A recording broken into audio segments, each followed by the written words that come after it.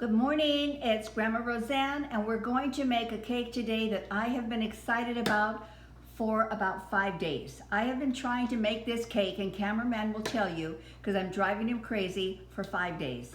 Finally, life stopped stepping in, and now we can make it, and it's going to be a hummingbird cake. I don't know if you've ever eaten one, but it's more like an Atlanta tradition, and it is absolutely delicious. So, let's get going. In my bowl here, I have got, and oh, by the way, it's a super easy cake to make, super easy. In my bowl, I have 3 cups of flour. I'm adding 2 cups of sugar, 1 teaspoon of salt, 1 teaspoon of baking soda, 1 teaspoon of cinnamon. And we just mix it all up. Don't you love the smell of cinnamon? Oh, I'm telling you, I adore it. There. Now, we have our wet ingredients. Is this super easy or what? I've got 3 eggs, and I'm just gonna kind of break up the yolks a little bit. Just like that.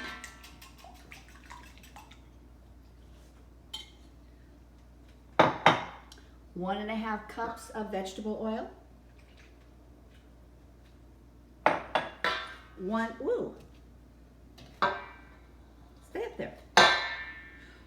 full can of crushed pineapple with the juice, so don't drain it. You want it all.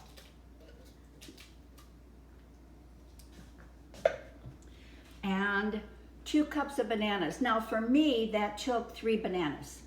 So it depends on the size of your bananas, and you do want them ripe. If they're starting to get that little bit of brown spot on them, that's perfect. Now we just mix it up. Don't you love the fact that there is no mixer to deal with? We don't have to clean our mixer. We don't have to do any melting of butter and all of the stuff that sometimes happens in these eggs. I mean, this is it, you guys. Now, while I'm mixing it together, let me tell you how I came to know about a hummingbird cake, because I had never heard of it. And you know when you have a group of friends and you guys all kind of get together and you cook together, and then if you decide, okay, it's going to be Italian, so somebody will make the sauce, somebody will make the pasta, somebody will make the bread. Well, we had Johnny. Johnny was part of our group. He was young, he was single, and we were all old and married. And he would always be offered to, well, Johnny, you can bring the napkins.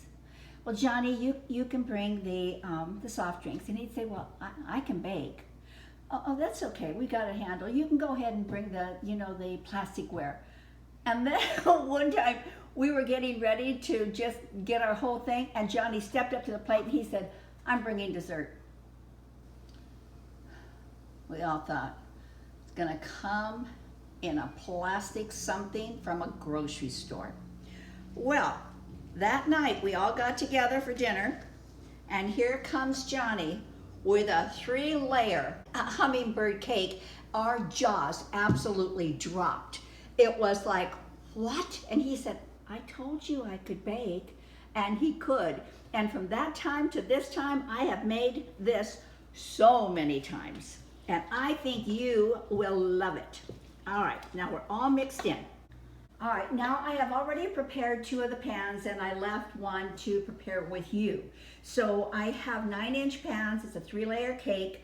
And what I have done is I cut out a round of parchment paper. And it's just a good thing to do, you guys, simply because it makes the releasing of the cake so much easier. I've got a little bit of butter. I'm just gonna put it on the bottom, and that's just simply to hold this down, just like that. Then I'm going to butter it all the way around.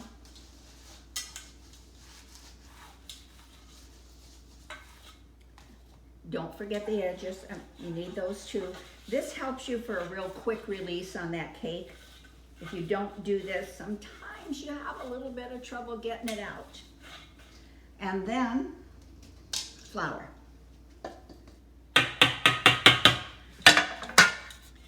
And I just make sure I get it on all sides, just like that.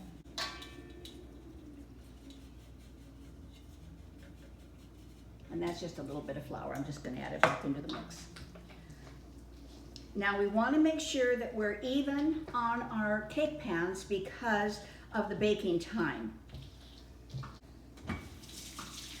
Do you add the vanilla later? Did you hear cameraman say, do you add the vanilla later? Thank you, cameraman. It was hidden by my ginormous bowl and I missed it. 1.5 teaspoons of vanilla. That would have made a big difference. Cameraman, you did good. Wow. Oh, now it really smells wonderful. It smells good. Doesn't it? You can smell it over there? Oh, yeah. It smells really good. My gosh. And usually when you have everything out, that's really a good thing because then you don't miss ingredients. But considering my bowl was so big, I did miss one.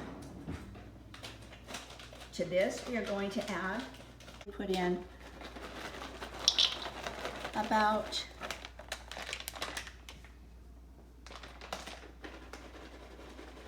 I think that's about 6 ounces because I want to save some of this for my topping.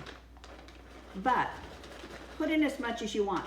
Now my family doesn't really like walnuts, so they would love this cake much better if it didn't have the walnuts in it. But I want to make it the way it's originally made, the way Johnny made it. So I want you to see the original recipe. But you know, if someone in your family doesn't like it, you don't need to put them in. All right, now, what I'm gonna do is evenly distribute here.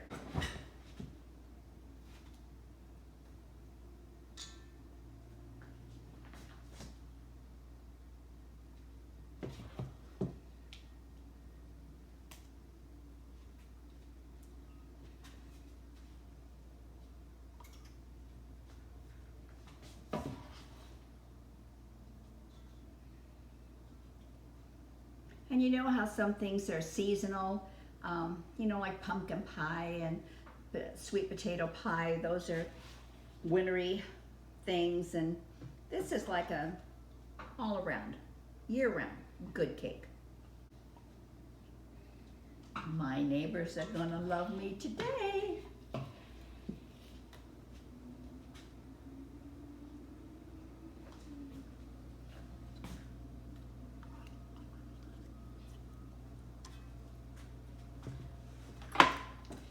And now I'm going to switch to a spoon.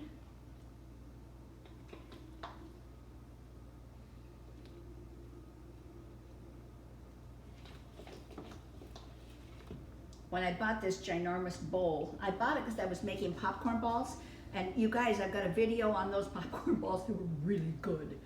I bought it for that. I thought, I'll never use it again. I love this bowl. Just gives you plenty of room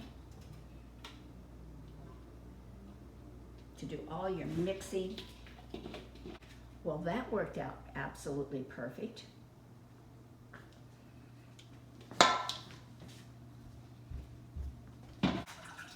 I always like to clean little drips like that off because they burn on and it just makes it much harder to clean your pie pans or cake pans, whatever it is you're using. And I like to give them a little bit of a drop there. And you can visually see the air bubbles coming out. Now this is going to go into a 350-degree oven, which I have already preheated. It's going to be there 25 to 30 minutes. And then we will test it with a toothpick or a skewer, make sure that it's okay. When they come out clean, they're good. All righty.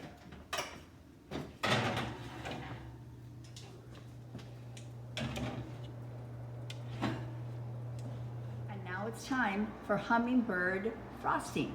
So in here I have 2 8 ounces of, so I have 16 ounces, let's do it the smart way. I have 16 ounces of cream cheese.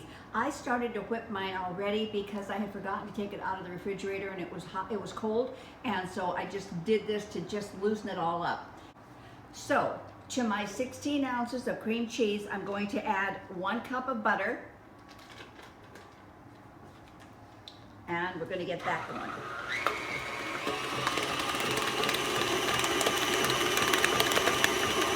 Always scrape down those pesky sides.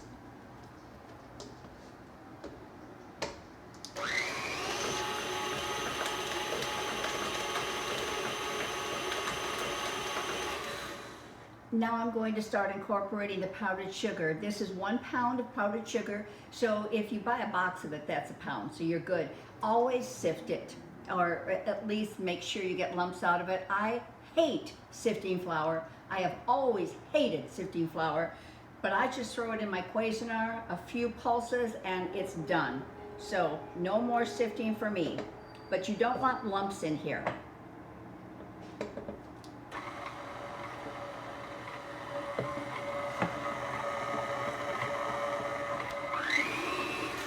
And if my grandkids were here, they would push that up to 10 and I'd be wearing most of the powdered sugar. More than once they did that. I love cooking with those little guys.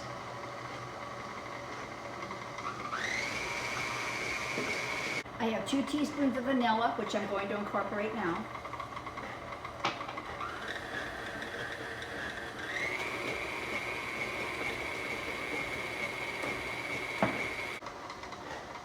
And then when I get to this final one here, what I'm going to do is get down to the bottom of that bowl and make sure that none of the powdered sugar got stuck to the bottom and that all of it got brought up and blended in with the rest of the frosting. So, oh, this is a nice frosting, you guys. Oh my goodness. Now get to the bottom and it's good. All right. If your frosting, for whatever reason, ends up to be a little bit too thick, don't panic. Just add like maybe a teaspoon of water. Go very slowly because you don't want to add too much water, then you have to add additional powdered sugar, and now you start trying to balance out your frosting. So just little bits of water at a time. Mine is absolutely perfect. All right, now we're just going to set this aside. We're going to wait for our cake to come out, and we're going to wait for it to cool, and then we will frost. And if my beautiful grandbabies were here, they'd be eating this frosting right off of the beater. But I do need to taste it. I need to taste it again. I think cameraman's going to want to eat this one. I'm all over it. Okay, I will be back when the cake is cooled and we can frost. So they have cooled down for just about 5 minutes. You want to make sure that it's released around the side.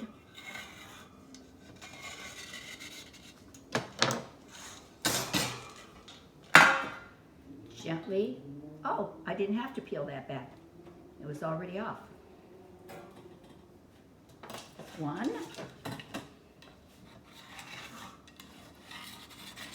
Usually you have to peel that off. Like this way.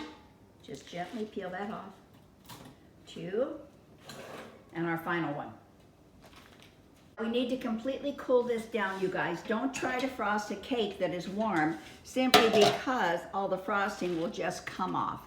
But do you see when we took the time and we spent the time to get the parchment paper down there, it just made this so incredibly easy. So I'm gonna let them completely cool and then we will put that amazing frosting on.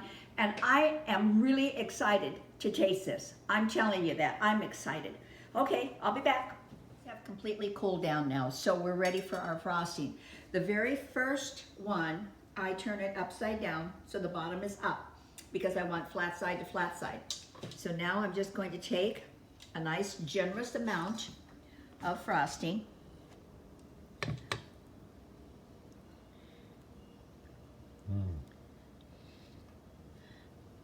Did you hear that from cameraman? Oh. He loves this cake. Cameraman loves every cake. Now I'm sorry. Now we gently take the next layer. Goes right on top. This is fun. I love this.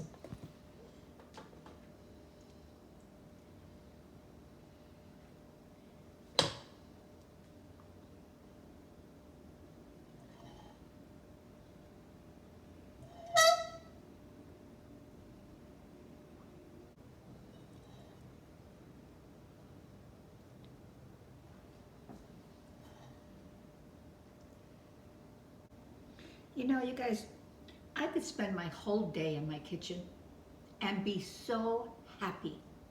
Really. I love doing this. I love doing it with you. But even if you weren't here, I love doing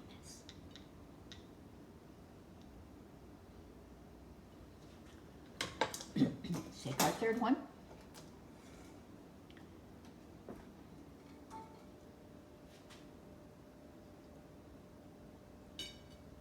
Ooh.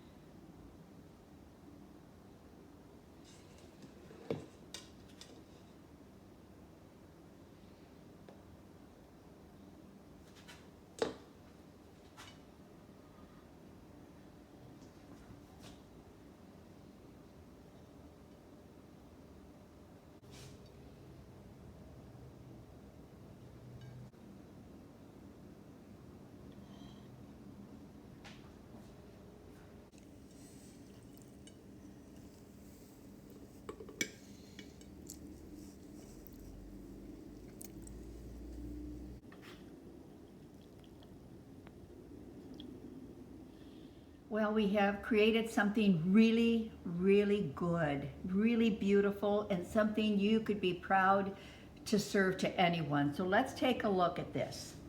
Now, if you can only imagine young Johnny walking in with this cake and all of us going, what? So if you want to do that to some group that you're going to, just make the cake. It'll be fantastic. But it's all in the taste.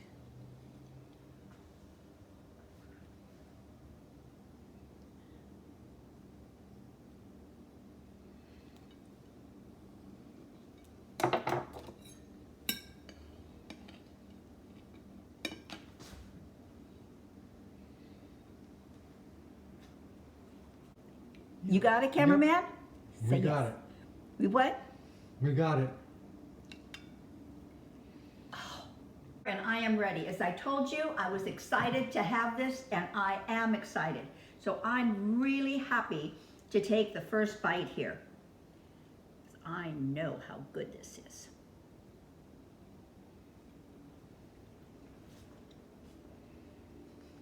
Oh my God. Oh. Wow. Just wow. Please make it. Please make it. Take it to some friends. Share it with a neighbor, maybe someone who can't get out, and you can just bring them a little bit of joy. I'm cutting this in pieces. It's going to my neighbors. It's going to the gal that does my hair, because I have to see her later today. In case you didn't notice, I needed hair done. But this is what it looks like when you've taken that slice. And isn't it just beautiful? So, you guys, please subscribe. I hope you will. If you enjoyed this, I hope you will. Please try it, because I think you're going to love it so much. Hit the little bell, ingredients below. And this frosting is to die for. It's so good. So, huh? It's unreal. It's great. I don't know if it's in the video or not, because I haven't seen the video. No, let's cut it out. his hand kept going in the bowl as Yeah. I was trying to frost it. So I don't know. I attacked that bowl, yeah. And if it's there, trust me, I'm going to leave it in the video. So thank you so much for coming, and have a wonderful weekend. This is our Friday, so we're looking forward to the weekend. Thank you for sharing your time with us. Bye.